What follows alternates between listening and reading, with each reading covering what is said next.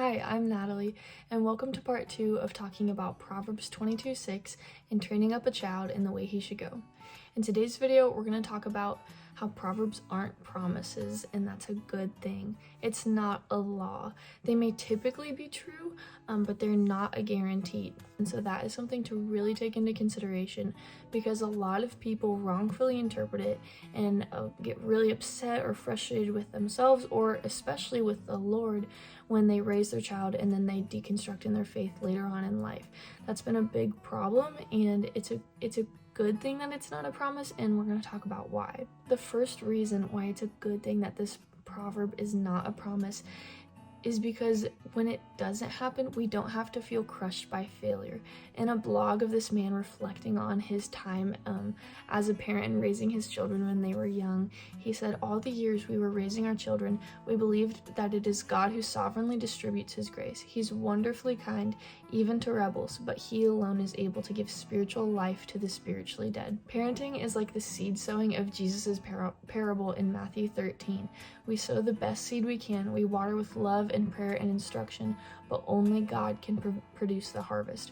We have to be careful not to take responsibility for what God does not hold us responsible for, and that can release a burden on us, and also a potential for frustration with the Lord when we think he's not holding to a promise that he never actually made. The second reason is that God often saves children out of awful family situations. Thank goodness a child's salvation is not dependent on whether or not their parents raised them right, because we're in such a broken world that so many children are without a parent or both parents, and God still reaches them and saves them. The third reason is that broken parents are trying to raise holy children.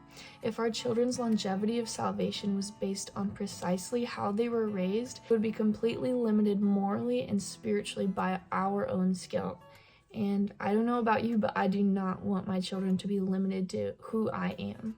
In another quote from that gentleman I mentioned before, "None of this removes the burden that we carry for children who have not fully made Jesus the Lord of their life and who are not seeking the company of others to do so, but it does put that burden in a perspective that in our best moments enables us to carry the burden without a sense of shame or personal guilt for our failure if our children never get to that point.